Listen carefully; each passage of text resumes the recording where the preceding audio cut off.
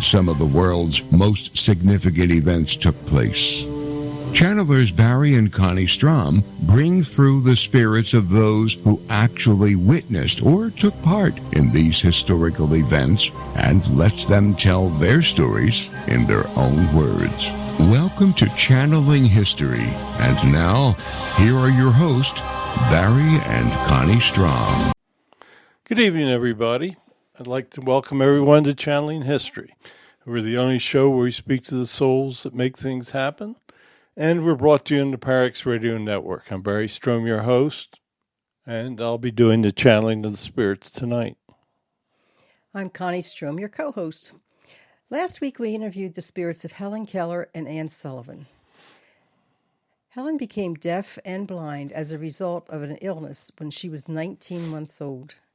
Anne Sullivan was partially blind and became Helen's teacher. Under Anne's tutelage, Helen became an author, a lecturer, and an advocate for the disabled. This is an incredible story of an individual overcoming immense physical problems. If you missed the show, it's on our YouTube channel. Tonight, we'll be speaking with the spirits of three famous Russian Tsars in an attempt to understand Russian history and what it will take for their country to prosper into the future. I will be asking the questions of our guests tonight.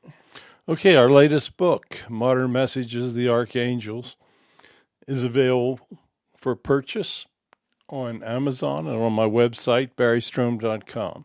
It's available in paperback and hardcover, as well as Kindle and Amazon. We bring you the messages of 20 different archangels, and they are amazing messages. All of our shows are available on our YouTube channel. It's in my name, Barry Strohm. If you'd like to download them, go to podomatic.com and just search Channeling History. We hope that you tell your friends about our show. Word of mouth is the best way to try to bring other people into listening to it. The opinions voiced on our show are the channeled words of the spirits. They do not necessarily reflect our opinions, those of the Parax Network, or of our sponsors. And as always, before we channel, Connie says a prayer of protection. So Connie, let's say the prayer and we'll begin to speak to our guests tonight. God, please grant us your wisdom and protection. Grant us the knowledge that we can handle and keep us safe from all things that will harm us. Keep the messages positive and pure love. Keep us safe from our egos. We ask these things in the light of the seen, the unseen, and the honesty of God. Amen. Okay, Connie, I thought we would do a deep dive into Russian history and try to figure out what's going on with their country through the years. So I think this is going to be very, very interesting with speaking to three different Tsars. So let's get started. We're going to begin with Peter the Great. He was born in 1672, died in 1725 at the age of 52. Peter's primarily credited with the modernization of the country, transforming it into a major European power, and helping the country advance out of the Middle Ages. He also extended the properties under the control of Russia more than any of the other leaders. He prompted higher education, industrialization in the Roman Empire, among many other changes. So, Connie, let's speak with Peter the Great. Thank you for joining us, sir. You were born in 1672, as Barry said. What was Russia like in the 17th century? In the 17th century, Russia had not advanced as many of the other countries in Europe had. While we did have artists, we had many, many things that were still a throwback to olden times.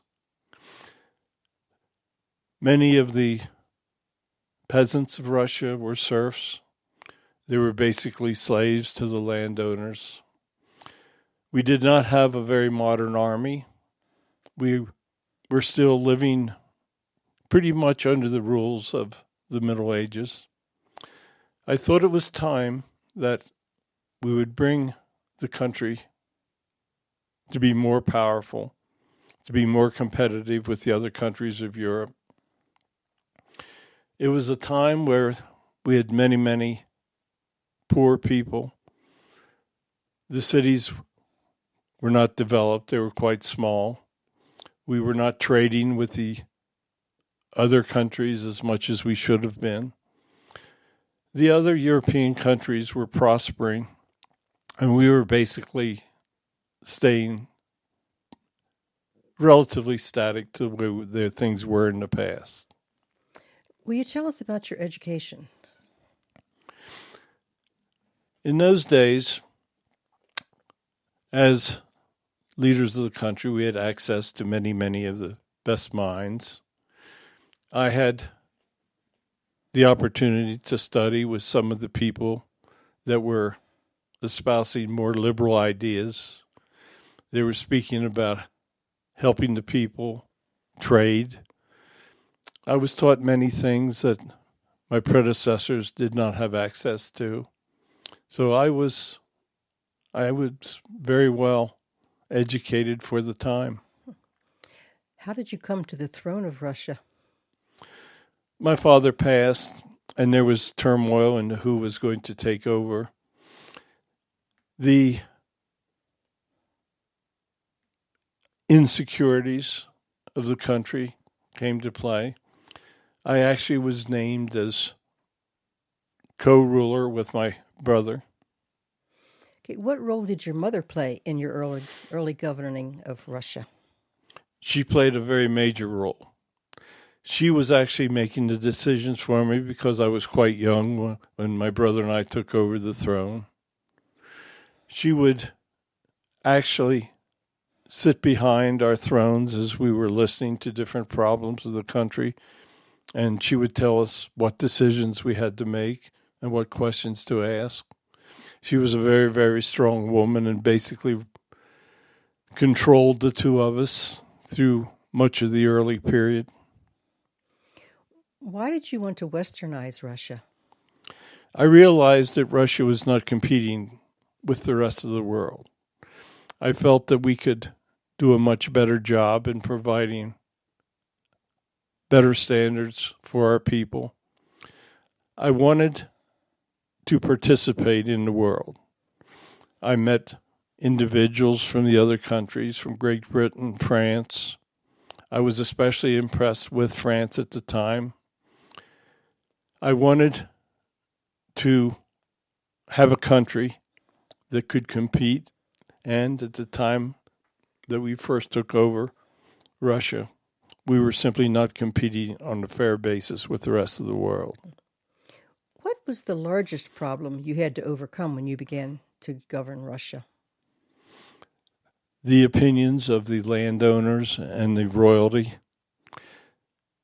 The people throughout time that have the wealth do not want to change. They think that things are fine and that they want to continue with their standard of living. I had to have support. It is only through support that you can rule a country, and getting people to change their minds and understand that we needed to compete with the rest of the world. That was very, very difficult for me. What do you consider your greatest accomplishment for Russia? I think the fact that we expanded the boundaries of our country so much through the period of my reign. We set the example for future rulers. When I moved the capital to St. Petersburg, it was a major development, and it gave our country a chance to have a modern-built city.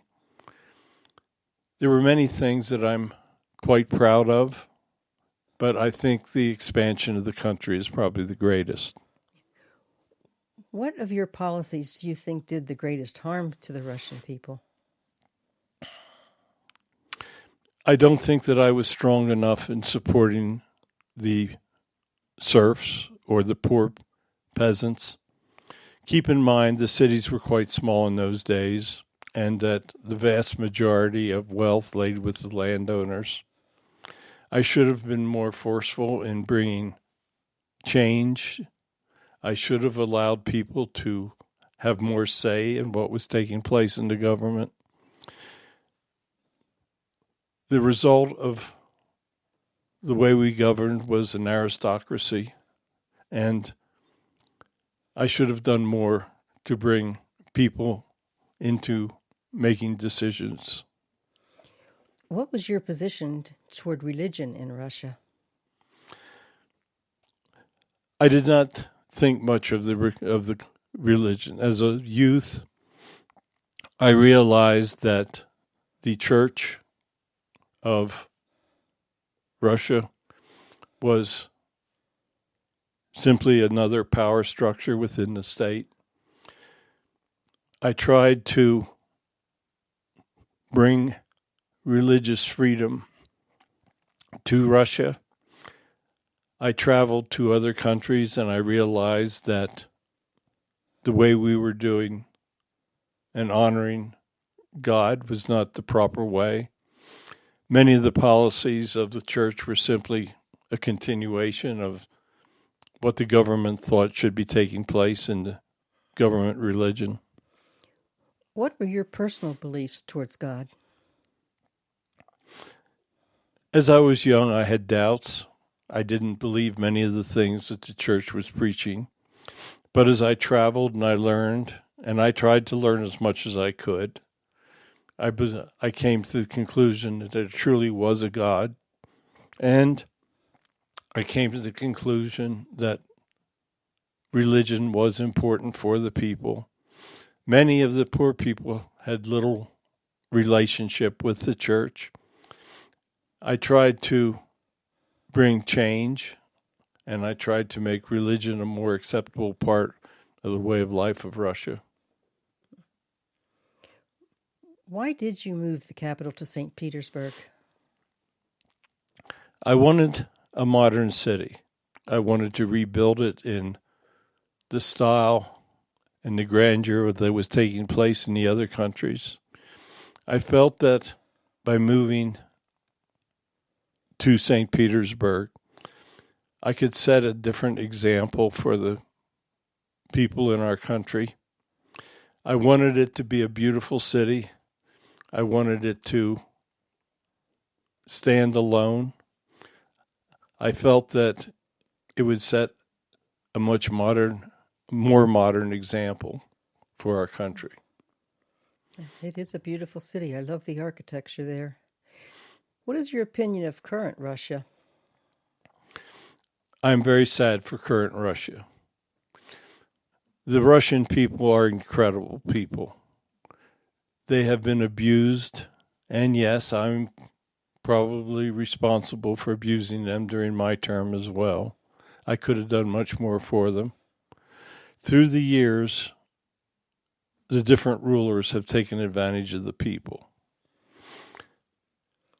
I hope that there will be a time that the people that rule Russia care for the people and do not steal from them.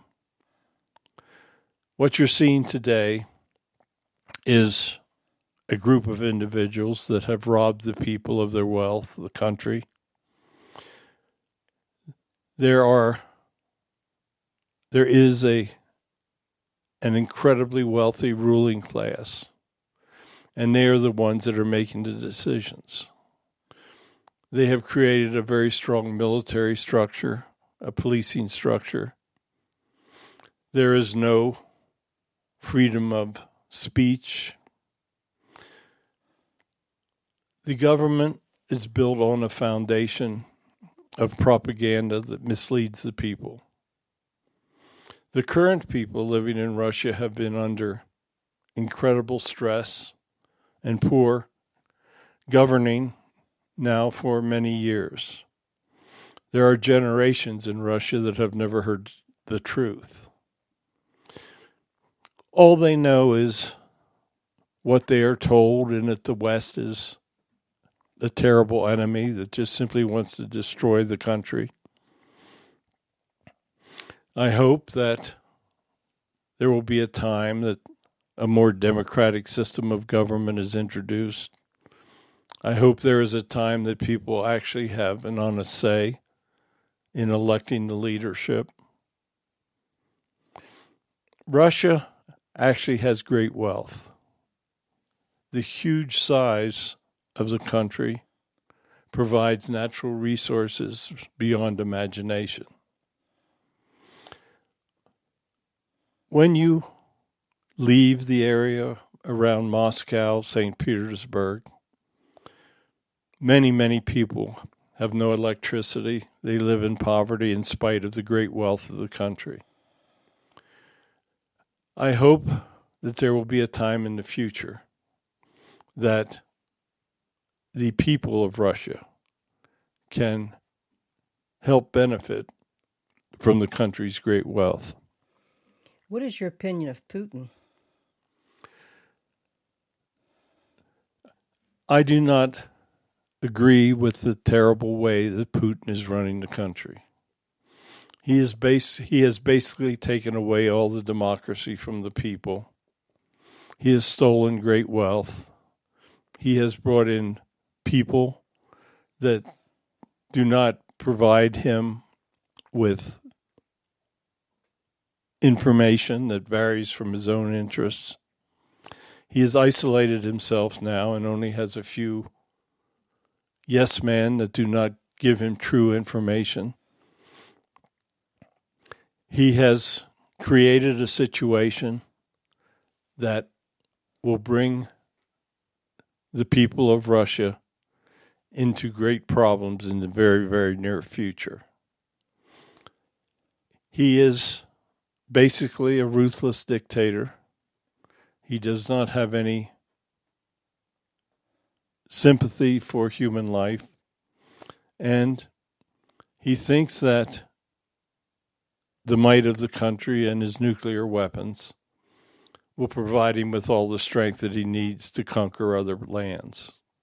Sadly, he is going to find out that he is very wrong. What will it take for Russia to become a thriving country? Change.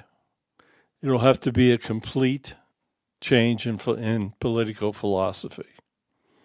After the downfall of the Soviet Union, there was hope. But the beginnings of democracy were squashed by very powerful leaders that took over the military. For the Russian people to thrive, it will take a leader that is realistic, that wants to work with the Western world. I wanted to work with the West. I knew that we were behind in our culture and what we needed to do. Sadly, Russia has returned to a situation very similar to when I took over hundreds of years ago. How do you think the current war with Ukraine will end for Russia? I think it will end as a disaster. You cannot take the lives of so many of our young. The young men are the key to the future. They are being killed by the hundreds of thousands, and that is taking away individuals that we will need to man the industries, the mining, all of the things that can possibly bring wealth. I think it will take generations to recover from what is now taking place in that war. So do you think there is hope for Russia in the distant future? The hope for Russia lies in the people. When the people decide that they are being led erroneously and terribly, when they realize that they have lost their sons, their husbands, for no reason, I think that there will be a time that the people will arise and that they will no longer put up with what is taking place. The key is the people of Russia. Sadly, the propaganda that they hear has a very bad effect upon them. But I think that the pain that they are going to suffer economically in the future will bring them to a reality. Hopefully their leadership will come forward, that will take over, and that they will be able to thrive, but I fear it will be generations in the future. Thank you so much for joining us this evening, sir. I really appreciated it. Would you have a final message for us?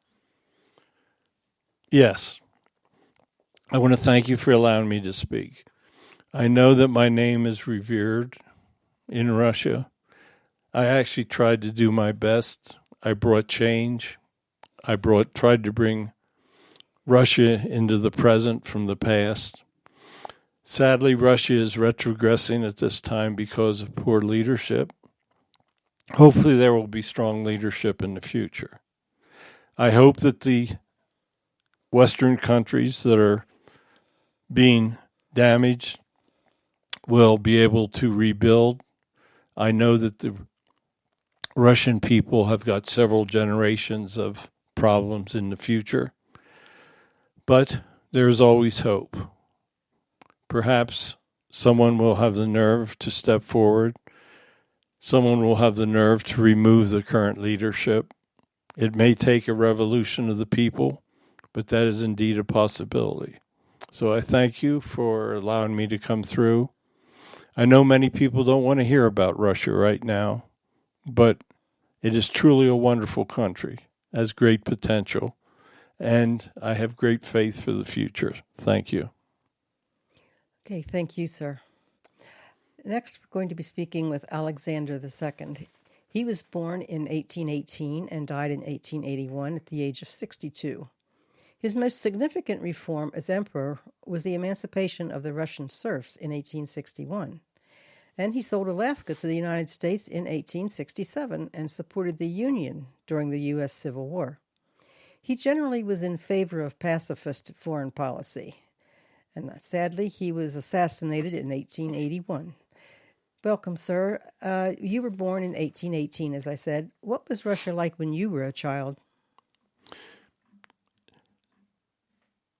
The early 1800s were a time of turmoil in Europe. None of the countries seemed to get along. There were wars. Russia was still embracing the system of slavery of the poor or serfdom. It was a time where people were starting to progress. We did not, as rulers, do what we should have been doing. When a country is an aristocracy, there is a ruling class. We should have been bringing people into the election process, but it was not happening. Under the Tsars, we had complete control over the people. I realized that revolution was beginning. There was uncertainty. The United States had thrown out the British. There was much unrest. We were approaching a time that things would truly be changing. In the early 1800s, there was much going on around us that would try to draw us into different conflicts. But essentially, life in Russia in the early 1800s was much like it was in the 1700s. Would you tell us about the role of serfs in Russia during the early 1800s? The serfs were basically indentured servants. They would be indentured to the landowners where they lived. They would receive maybe no pay. They would receive little compensation. The landowners would basically be responsible for taking care of them, for feeding them, for housing them. They essentially had no rights in government. It was basically a type of slavery. I realized that it was a situation that would be one of the eventual downfalls of the country, and I tried to free the serfs. I found out that once I did that, it created many, many problems because now we had individuals that owned basically nothing, that were on their own, needed support. So it was a long process. It wasn't something you could just simply snap your fingers and do. Yes. How would you describe your education, and how did that affect your role as the Tsar? I tried to have a liberal education and understand what was going on around us. I wanted the country to progress. We were still not held in high esteem by the rest of the world. They considered us very backward in comparison with what the other countries of Europe had accomplished, and they were correct. I tried to do many things, but sadly, I did not accomplish as much as I wanted to. Okay. You assumed rule of Russia in 1856. What effect did the Crimean War have upon you as the new Tsar? The Crimean War was very difficult for Russia. We were fighting allies against us. Crimea was very, very difficult to defend. We did our best.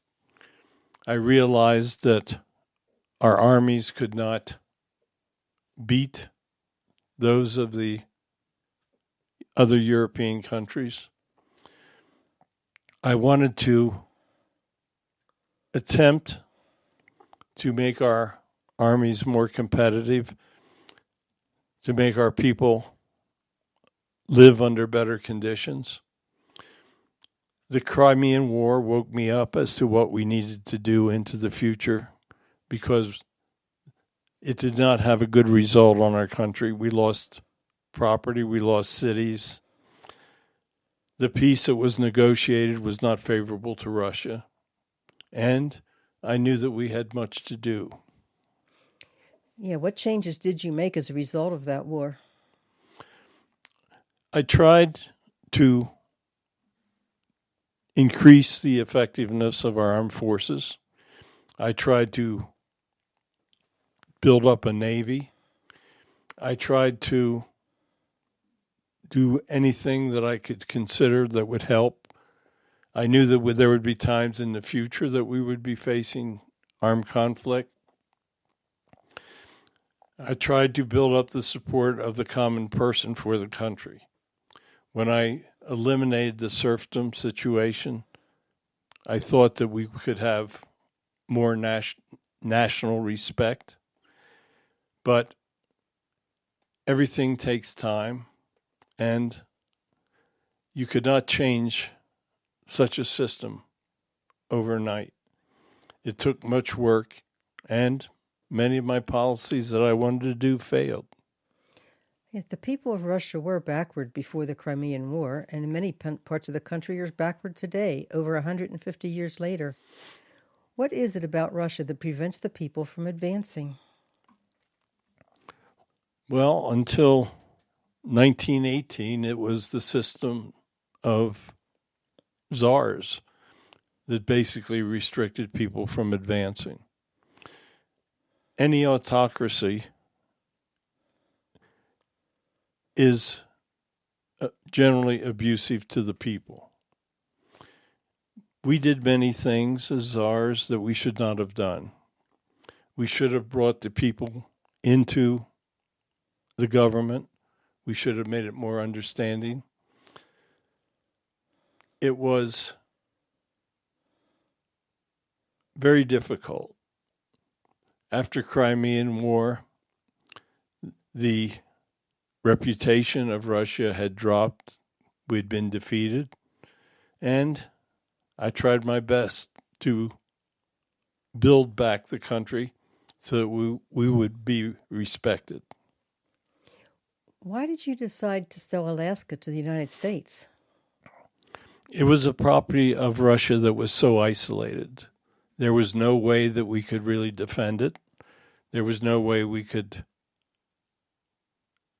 really develop the country. Even though it was one of our possessions, it was so distant that it really was not something we could care for. Remember, there were no airplanes or rapid ways to get to it. and I felt that it was best in my interest to sell it to the United States. We feared that the British would take it over, and traditionally we did not get along well with the British, but we had good relationships with the Americans. You were assassinated in 1881. Why were you assassinated? It was a time that the people were starting to become very upset with the system of government that we had. There were groups of revolutionaries starting to form in those days, and they felt that if they assassinated the Tsar, that there would be a possibility that revolutionaries could take over the government. I was killed by a bomb that young people threw at our caravan. It was simply because we had abused the poor in the country. Okay, one of our listeners has a good question. Did any of your family members survive that massacre? I was the only one involved in that situation. My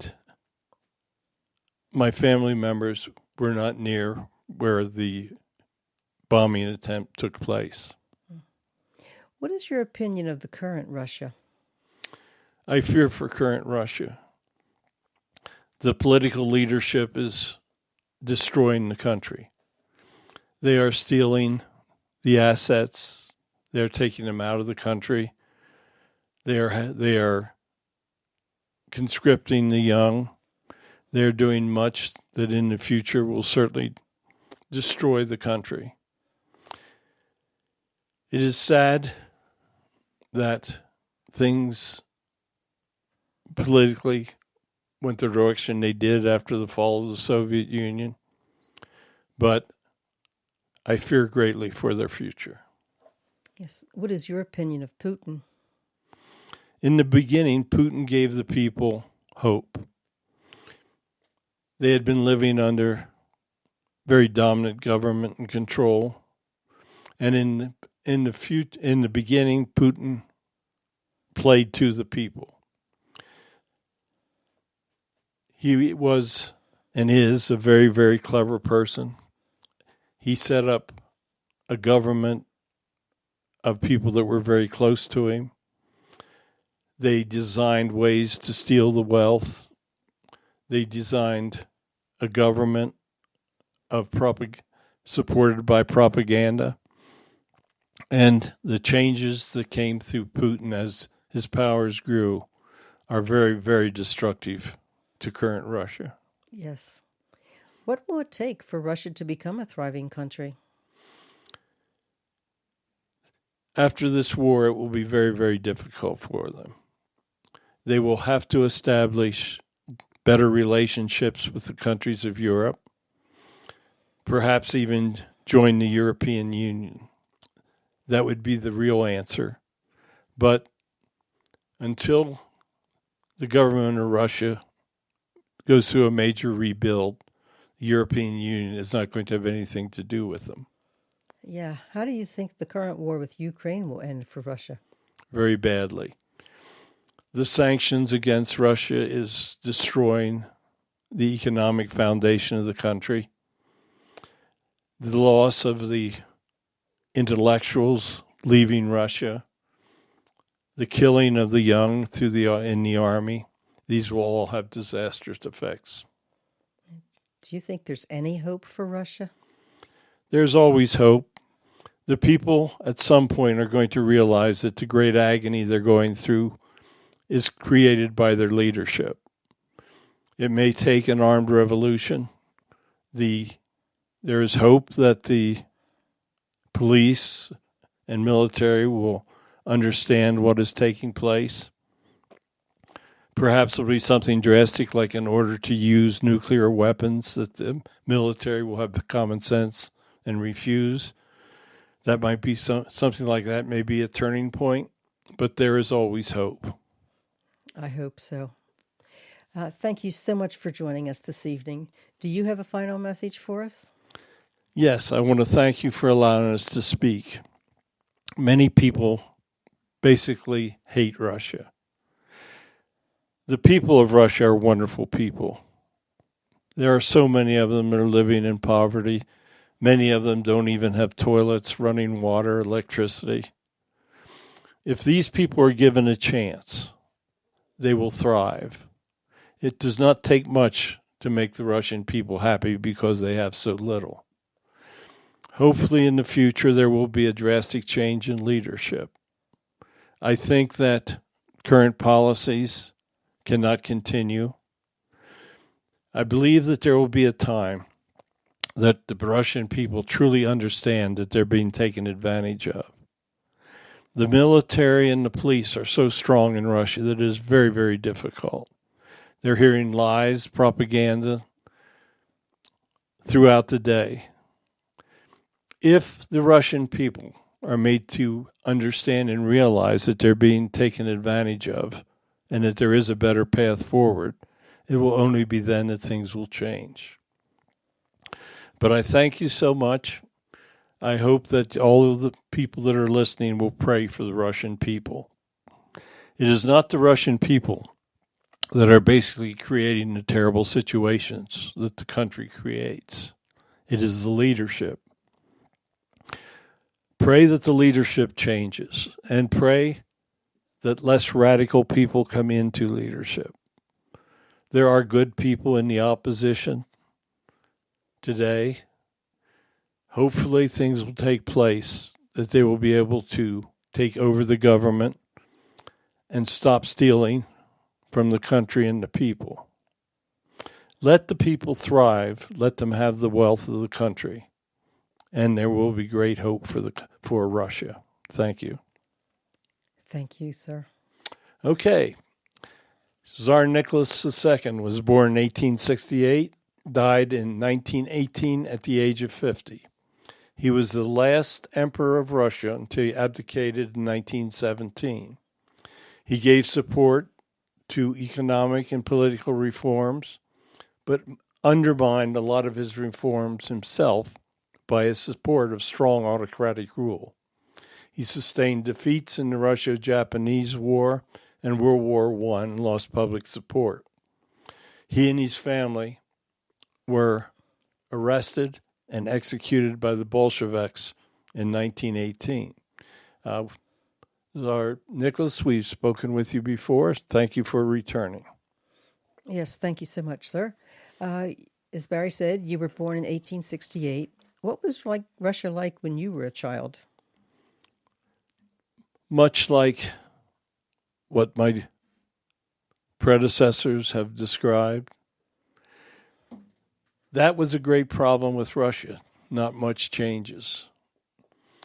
When a government is run by very rich and very strong individuals, there's very little that can take place. The abuse of the common person leads to revolution. In the late 1800s, it was a time of revolution. The United States went through a civil war. France. There were many, many places where autocratic governments were being overthrown. It was a time of war. It was a time that much was taking place that would change the outlook of the world governments. It was the beginning of the Industrial Revolution. Russia was very slow to participate in the industrial change. We had great resources that were not being taken advantage of. Keep in mind that petroleum products had not yet become important, but Russia was still trailing the world. It was poorly respected, and it was a time that many of the European countries were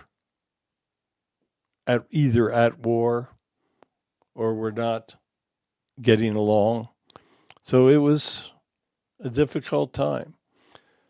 There were still an incredible number of people living in poverty in Russia. And that, I think, was the main problem that would lead to the overthrow of our autocratic system.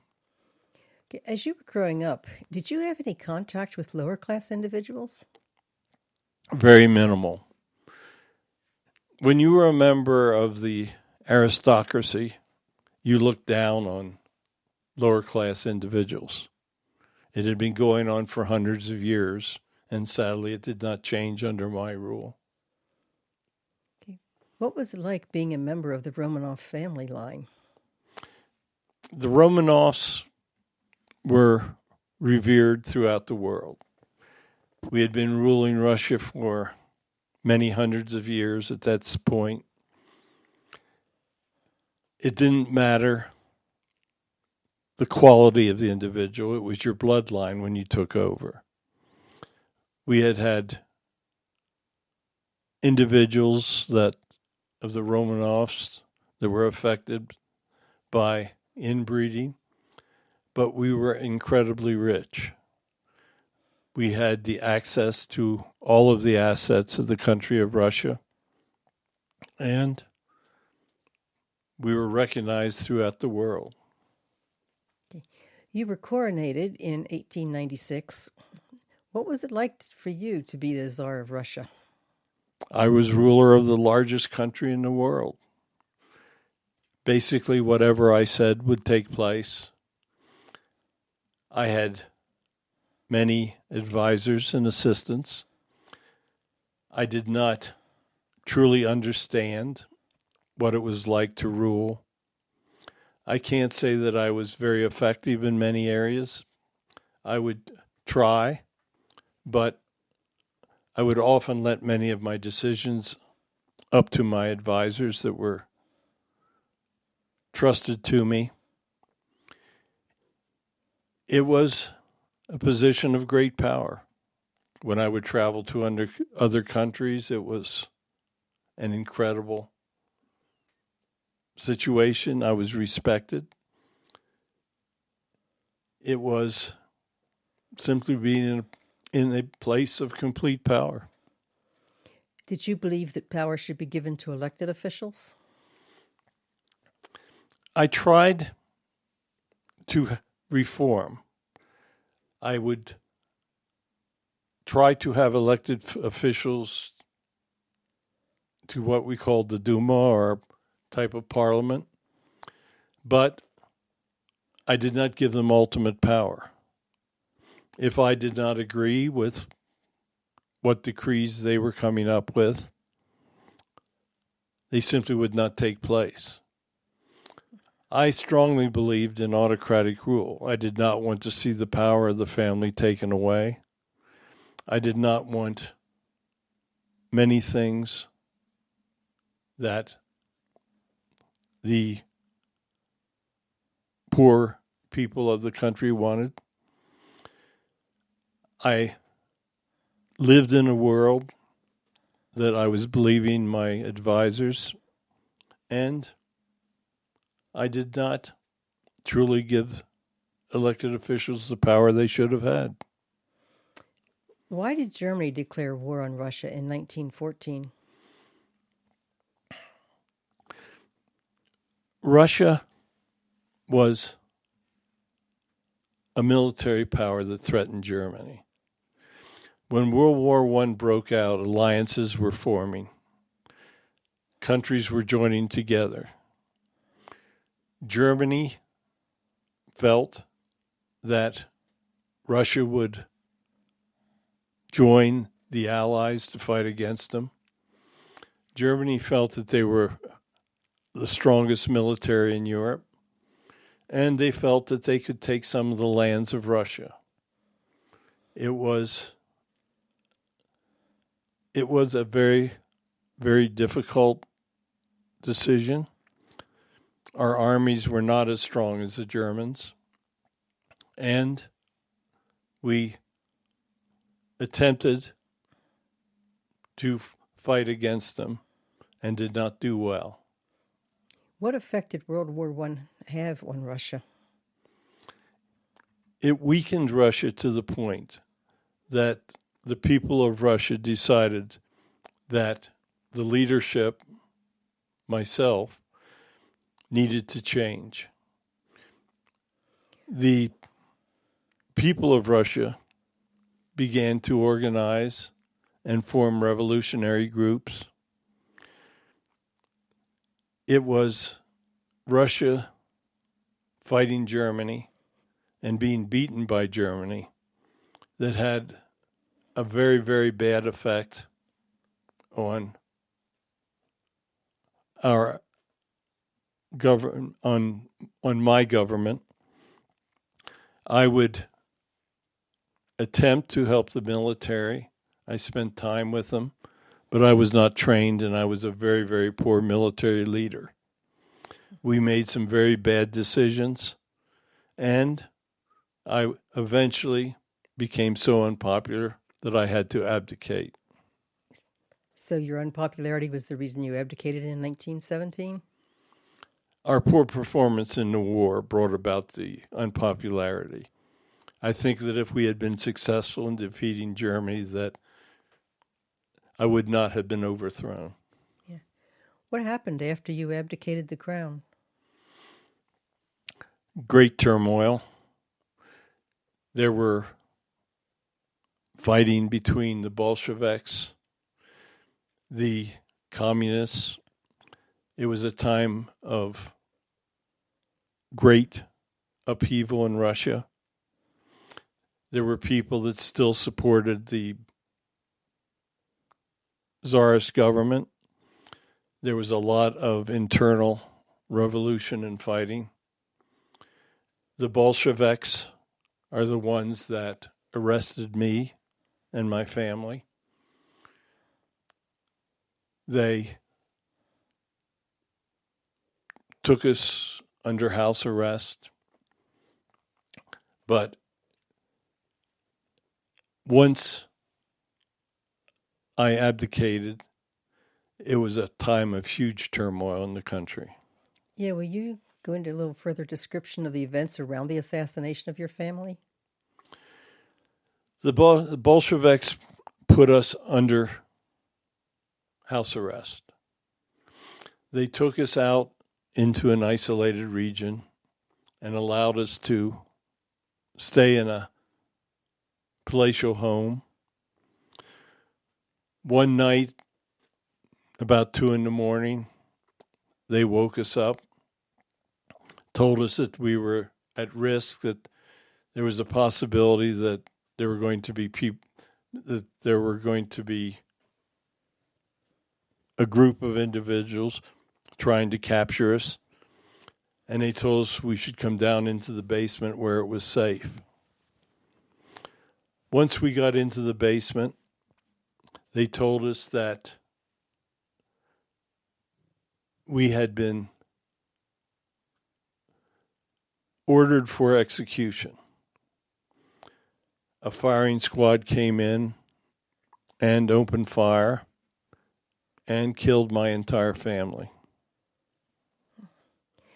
What did you think from the other side as you watched Lenin and Stalin take over Russia? Once you're over here, you get great understanding. I knew that it was not going to go well. The concept of communism seemed very good for the poor people, but as in all governments of that type, Lenin and Stalin basically became dictators. They killed many, many people that disagreed with them. We watched, and we knew that it was going to be very, very bad for Russia. We realized from over here that they were probably the worst thing that could have happened to the country. What is your opinion of the current Russia? I cry for Russia. The people are still living in much the same poverty they've lived in for hundreds of years. The great wealth of the country has been stolen by a few. The oligarchs are living in great luxury. The people outside of the Moscow, St. Petersburg area, many do not have electricity. Many still have outdoor toilets, no running water. We cry for the people of Russia. We see that they're being lied to, they're being misled, and the people have just simply become accustomed to this way of life. When you are isolated from the rest of the world, you do not understand the true standard of living of those that are in other places, that are in normal democracies or other types of government.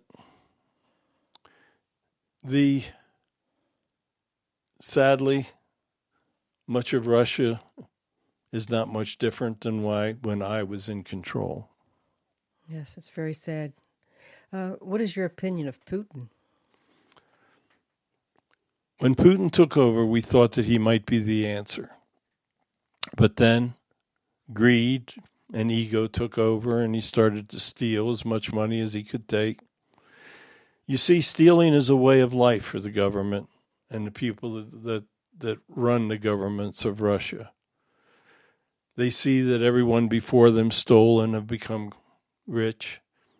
And the concept of stealing goes to all levels of government.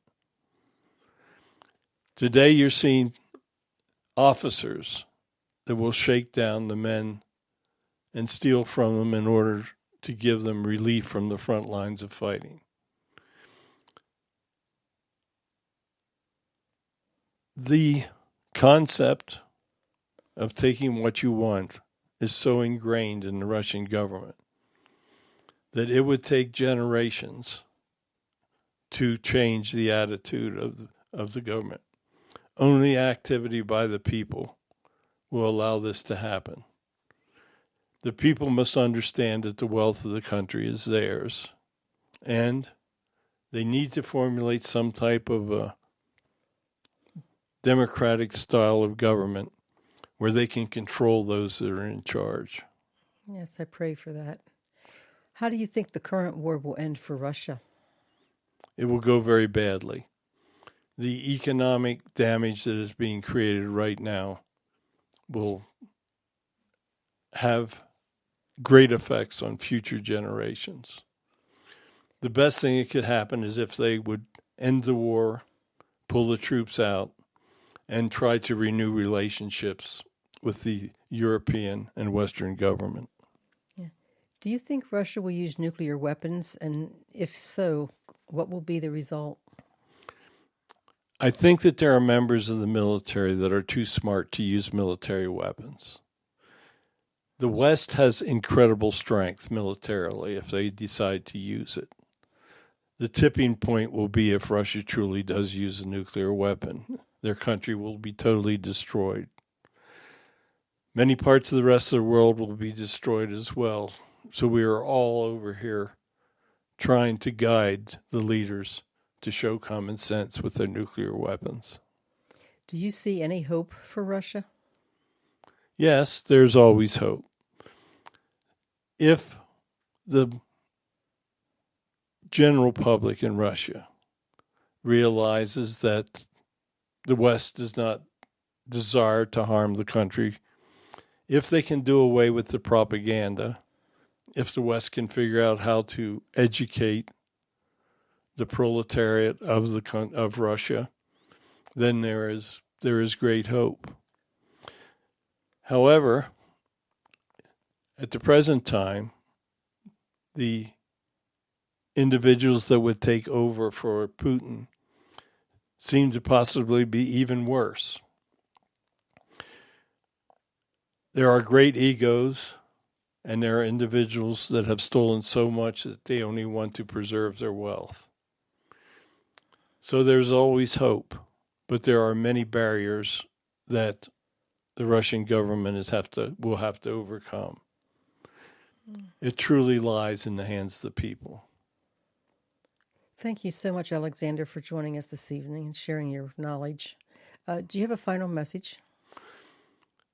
Yes, thank you for allowing us to come through. Russia has many, many problems, and the rest of the world needs to understand the reasons why such terrible decisions are being made in our country. There is hope.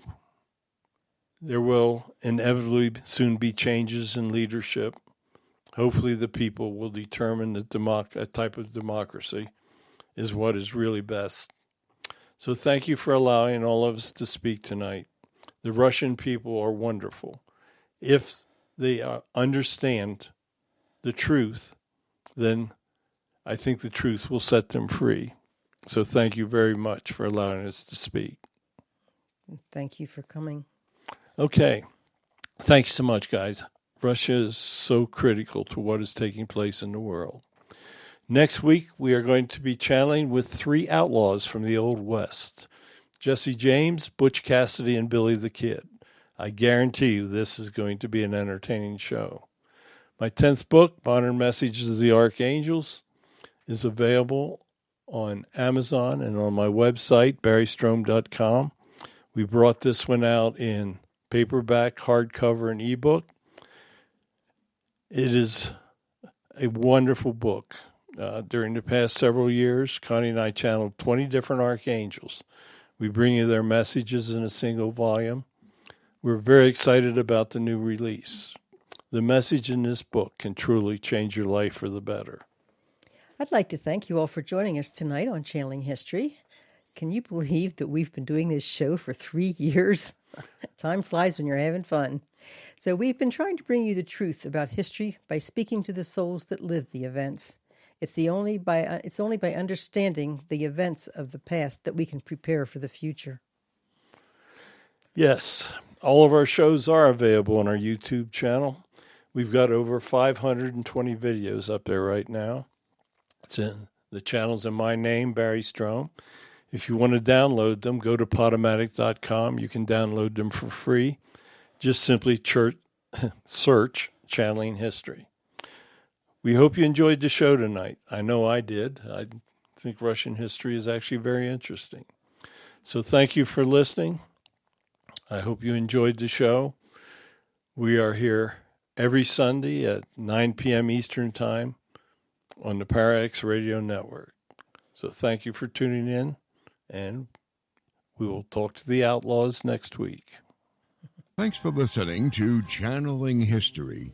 Tune in again next week for another electrifying episode, as we never know who will make an appearance or who will come through the portal. Any rebroadcast or other use of this program without explicit permission is strictly prohibited. Copyright 2020. Our Story Begins by Kevin MacLeod, licensed through Incompetech.com.